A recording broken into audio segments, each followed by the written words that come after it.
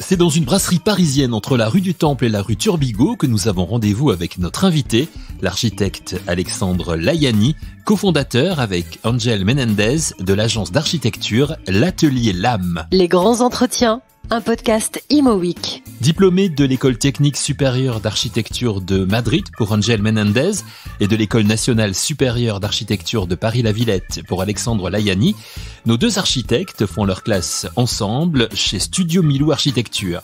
Alexandre Layani revient dans un premier temps sur leur rencontre et la naissance en 2013 de leur agence commune, L'Atelier Lame. Oui, bientôt 10 ans. On s'est rencontrés avec Angèle chez Studio Milou. Donc c'était notre première agence et seule agence. On est resté 3-4 ans chacun. On s'est croisés. Moi j'ai évolué chez eux un peu à Singapour et Angèle est arrivée quand j'étais là-bas à Paris. Je suis revenu, on s'est rencontrés, on a travaillé ensemble sur des équipements publics assez emblématiques comme le Carreau du Temple ou la Comédie Saint-Étienne ou encore le Théâtre de Rambouillet. Voilà, on était une petite équipe, on était un peu les petits jeunes qui travaillaient pas mal. Vous avez tous les deux fait des grandes écoles d'architecture, lui à Madrid, vous ici à Paris. Est-ce que c'est justement une même façon? Est-ce que vous avez étudié un peu de l'architecture de la même façon tous les deux?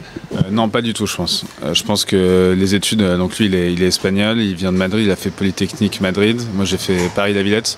Je pense que c'est pas du tout le même enseignement en France et en Espagne. Eux ils ont vraiment un bagage technique qui est beaucoup plus développé. Ils sont en fait architectes-ingénieurs. Nous en France on a un aspect qui est beaucoup plus artistique dans notre approche de l'architecture. On fait plus d'art plastique et d'approche créative que les Espagnols, je pense. Ce qui a fait une bonne complémentarité entre nous deux, avec un bagage technique que nous, Français, on doit récupérer quand on rentre dans le milieu professionnel, parce que je trouve qu'on est un petit peu en retard là-dessus en sortant d'école. Mais ça se récupère. Alors donc vous créez l'Atelier Lame en 2013. Pourquoi Atelier Lame d'ailleurs? Tout bête, Layani Menendez. Le nom nous a séduit. On n'a pas fait très compliqué. L'agence s'est montée quand même assez vite. Donc on n'a pas beaucoup tergiversé là-dessus. Elle s'est montée assez vite, pourquoi? Parce qu'il y avait au départ déjà un projet? Oui. C'était une commande qui nous a fait un peu monter l'agence. On a l'impression d'avoir fait un peu le tour chez Studio Milou. En tout cas, de ne pas pouvoir prendre en responsabilité et à notre poste en tant qu'assistant chef de projet, je pense qu'on avait fait un peu le tour et on nous a proposé une commande à Paris, une brasserie comme là dans laquelle on est, une petite commande, mais ça nous est apparu comme une grosse opportunité, ce qui rétrospectivement était un petit peu casse-gueule. Mais on a tout de suite foncé, on a monté l'agence et c'était notre premier projet. Alors dans le cadre de vos premiers projets, il y a eu aussi, vous l'avez évoqué, le Carreau du Temple. Donc ça, c'est une réalisation qui a été quand même assez marquante, justement, dans le cadre de la création de Lame, de l'Atelier Lame. Oui, en fait, le Carreau du Temple, on a une histoire qui remonte à longtemps avec lui. Moi, j'ai fait mon premier stage chez Studio Milou, j'étais à l'école. Il venait de livrer le concours, il venait de commencer les phases d'études.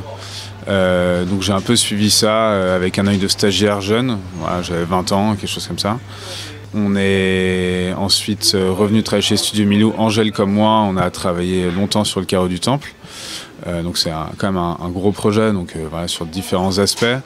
On a fait des réunions de chantier, beaucoup de dessins.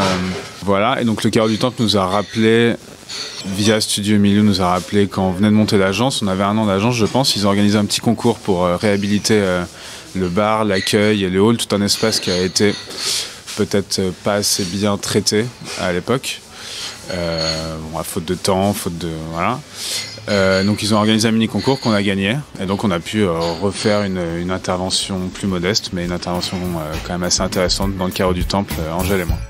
Et cette réhabilitation au Carreau du Temple va vraiment lancer l'Atelier Lame et nos deux architectes, Angel Menendez et Alexandre Layani. Fort de ce premier succès, l'Atelier Lame s'est tourné vers les marchés publics, comme nous l'explique Alexandre Layani. On a continué à appuyer dans le marché public et dans l'équipement public, ce qu'on a en fait appris chez Studio Milou. Et c'est pour qu'on a toujours été à l'aise. Donc ensuite on a candidaté, assez classique, hein, ma candidature de marché public. Et notre deuxième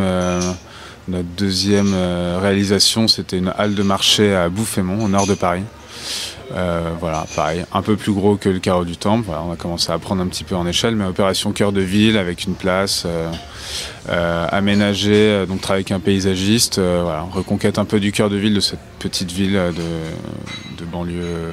Ça fait partie de vos signatures aussi aujourd'hui, c'est-à-dire travailler justement avec les collectivités, travailler dans les cœurs de ville, réhabilitation en cœur de ville, c'est quelque chose qui vous tient à cœur et qui vous séduit. Vous êtes sorti de Paris, de la région parisienne en fait. On n'est pas sorti de la région parisienne, on a encore pas mal de projets en région parisienne, mais c'est vrai que c'est dans des zones peut-être un peu plus rurales. Voilà, il y a quand même des villes, voilà, c'est comme Verrières-le-Buisson ou Saint-Rémy-lès-Chevreuses qui restent des vraies villes.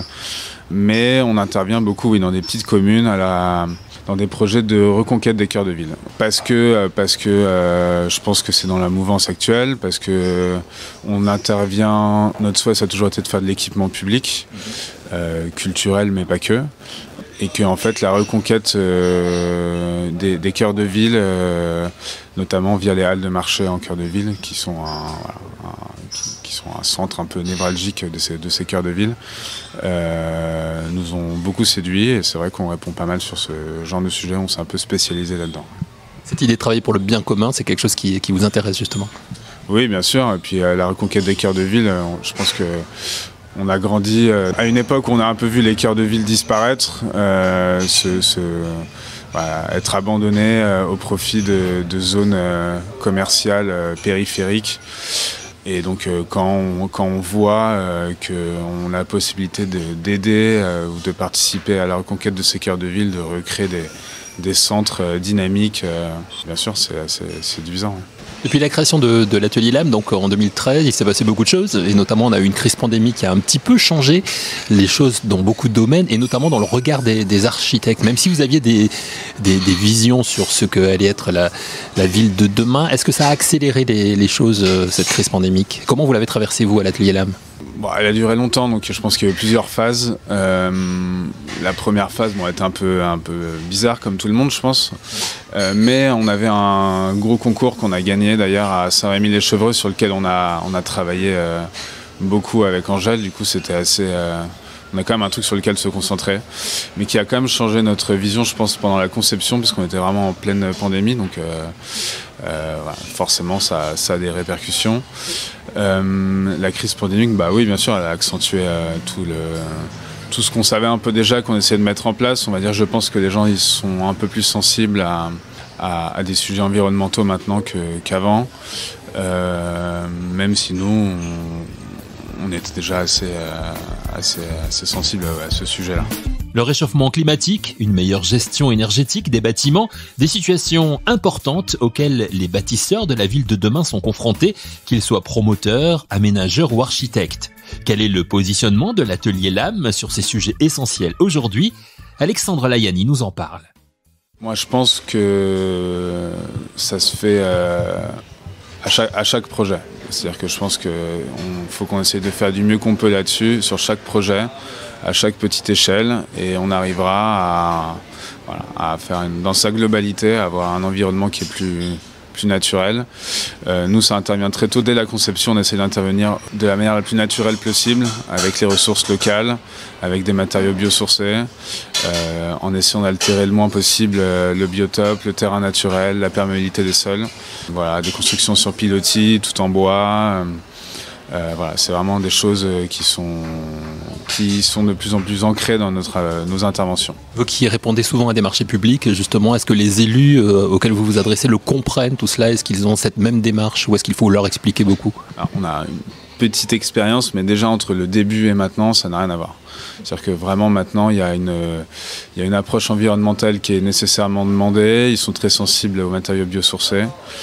Alors c'est pas le cas de tout le monde, hein. Il y en a qui veulent toujours pas de bois, qui préfèrent, qui ont une approche moins écologique de leur politique, mais on sent quand même qu'il y a une énorme différence avec avant, et en tout cas on a beaucoup plus de liberté pour intervenir d'une manière responsable qu'avant.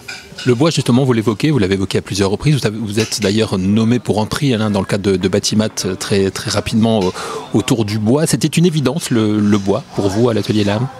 C'était une évidence parce que je pense qu'il y a beaucoup d'intérêt au bois, pas que environnementalement parlant. Déjà, c'est une ressource. Bon, c'est une période où c'est un peu compliqué le bois en ce moment, mais c'est quand même une ressource qui est biosourcée, qui est locale, et il y a un travail qui est extrêmement intéressant dans son usinage, dans le travail qu'on peut faire avec, dans ses possibilités qui sont infinies. Donc on a toujours beaucoup aimé travailler ce matériau, même si la première fois on savait pas trop où on allait, donc on a dû pas mal travailler pour étudier la chose, mais maintenant on commence à avoir pas mal de réalisations en bois et c'est un matériau qu'on aime beaucoup. Oui. Vous avez quelques exemples à nous donner justement de programmes que vous êtes en train de terminer actuellement? Alors notre première halle de marché, j'en parlais tout à l'heure à Bouffémont, elle est complètement toute en bois. On a les Hôpitaux Neufs, c'est une halle de marché en centre-ville. On est nommé justement pour le prix national de la construction bois là, cette année. Pareil, une halle en bois avec une grande charpente. Voilà, bois du Jura, donc bois local. On a de la tuile plate en toiture locale aussi. Donc voilà, tout est biosourcé, tout est local. C'est notre approche. Voilà, puis on a pas mal de concours en cours où pareil aussi on est tout en bois. Je peux pas en dire beaucoup plus puisque c'est en cours. Pour terminer cet entretien, un mot sur votre vision, Angel, et à vous de ce que va être la ville de demain, ou en tout cas les villes de demain, ou les communes de demain, les bâtiments de demain peut-être plus généralement, parce que il n'y a pas que dans les métropoles, il n'y a pas que dans les villes moyennes, il y a des bâtiments que vous construisez, vous nous l'avez dit, un petit peu partout. Je pense qu'on se dirige vers en tout cas des équipements qui vont être passifs. Et je pense qu'on arrivera bientôt à créer des équipements qui n'ont plus besoin d'être alimentés en énergie. En tout cas, on tente de plus en plus vers ça dans les concours qu'on fait. Voilà, alors il y a des équipements, c'est assez gérable d'arriver à une certaine passivité. D'autres, c'est plus compliqué. C'est plus compliqué, je sais, dans le logement, etc. Je pense que ça serait bien que ça passe par les équipements publics et que ce soit les collectivités qui nous aident à développer cette démarche et qu'on soit un peu les précurseurs du monde du bâtiment de manière générale. Donc l'appel est lancé, c'est important ça, d'être main dans la main avec les collectivités? Ah oui, c'est très important, je pense que ça fait partie de leur responsabilité et je pense que c'est des acteurs qui sont assez sensibles à ça et très importants pour pouvoir montrer l'exemple, montrer la voie. Montrer l'exemple, montrer la voie, c'est sur ces mots d'Alexandre Layani, cofondateur de l'Atelier Lame, que nous allons refermer notre émission aujourd'hui. Merci à notre jeune architecte, à qui nous souhaitons bien évidemment le succès. Merci à vous d'avoir suivi cette émission et rendez-vous très vite pour un nouvel épisode de Les Grands Entretiens, un podcast Imo Week.